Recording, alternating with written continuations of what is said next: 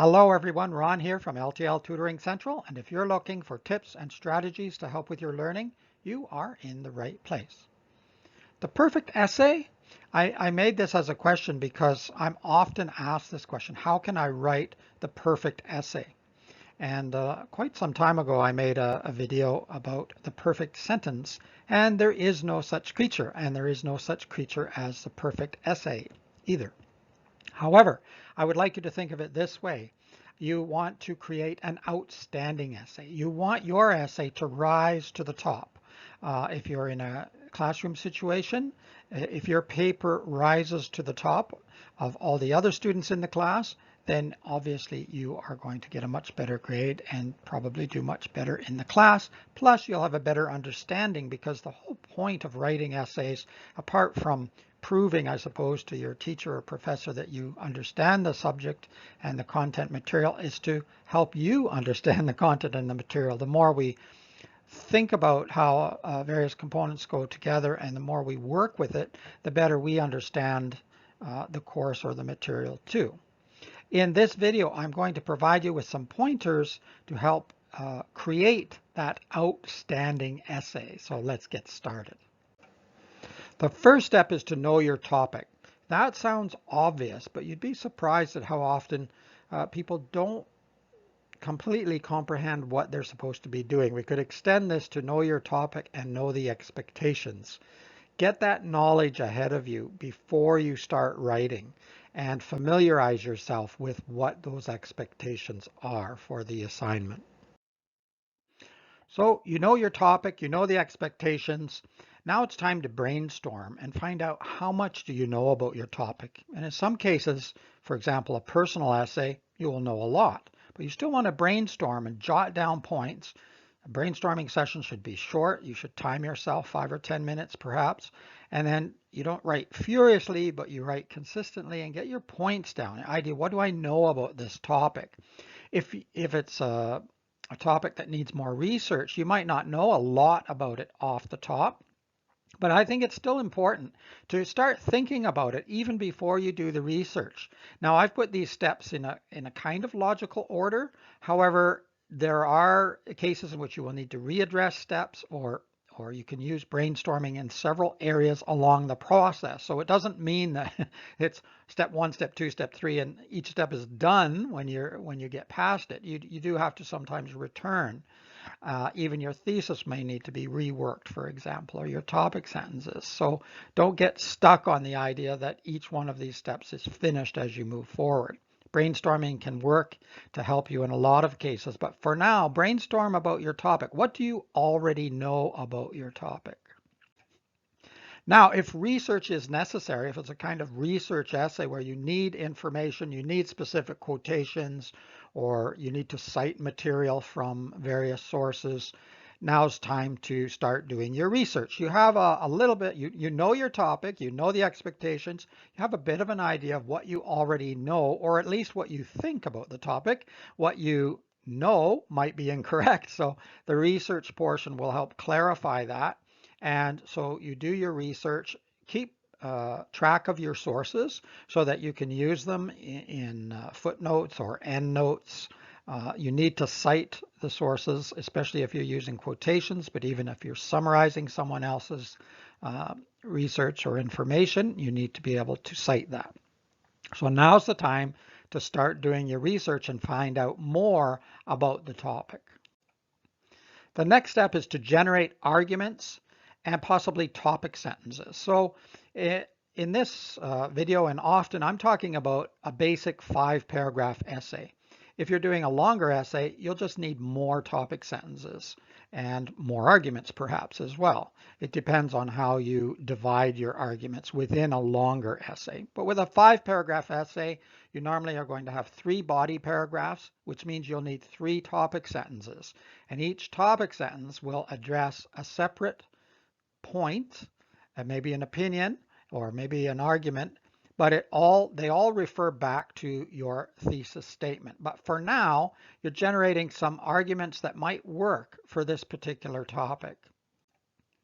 Now, I've put this step after generating your topic sentences or your 3 arguments, but it could come before. Sometimes you're given a thesis statement that you must use. Other times you're developing or creating your own thesis statement. So sometimes this step may come before the previous step, or it may come right at the beginning if you're given a thesis statement and you have to write an essay based on that thesis statement. But if not, you can now generate a working thesis. The reason I put it after you tried to generate some arguments and possibly some topic sentences for each body paragraph, well, now you sort of know where you're going. So you can use the information that you have generated for your 3 body paragraphs and create a very good thesis. This is called, I'm calling it a working thesis because you still might need to come back and change it a little bit, tweak it a little bit. But for now, you should be able to write a very solid thesis statement using some of the information that you have generated in your argument paragraphs. And this will make it easier for you to write the essay because your thesis statement is like the major topic sentence for your essay. Everything refers back to that in some way, and that gives you guidance. And then your 3 topic sentences or more, if it's a longer essay, will help guide you down that path as you continue writing. And you won't be veering off track all the time. You have a plan, you have a sort of a map of where you're going to go when you're writing your thesis.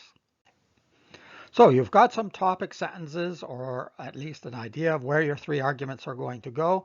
You've developed a working thesis statement that will help guide you throughout the essay. It's time to write the body paragraphs. Now, the reason I say start with the body paragraphs instead of the introductory paragraph is similar to the reason I said to start with the arguments before you write your thesis statement. Once you write your body paragraphs, and you have them all drafted out. And remember, you should have at least 1 or more rough drafts before the finished draft. We'll talk about that a little bit more later. But once you have your 3 argument body paragraphs, then you will have a better idea of how to write your introductory paragraph because you already know what's in the major portion of the essay. So your introductory paragraph, it will be much easier for you to write based on that information that's already there. Now you can write your introductory paragraph. You have all of your ideas, or most of them at least, written out in hopefully clear form in your body paragraphs, and you can use that information. You don't copy it, of course, but you have that knowledge to base your introductory paragraph. So you want to start off broadly. You may have seen the triangle that comes down to a point for this. You start off broadly and you narrow down your ideas until you reach your thesis statement, which is usually a 1-sentence statement at the end of your introductory paragraph. Now, this doesn't always the case, but I'm giving a very general idea of basic essay structures, particularly a 5-paragraph essay. But it's a very good idea to do it in this manner so that the reader finishes your introductory paragraph with the thesis statement, which guides the reader for the rest of the essay. You will write your concluding paragraph now, starting with a restated thesis statement. So remember, your thesis statement came at the end of your introductory paragraph. Now you're going to restate it at the beginning of your concluding paragraph.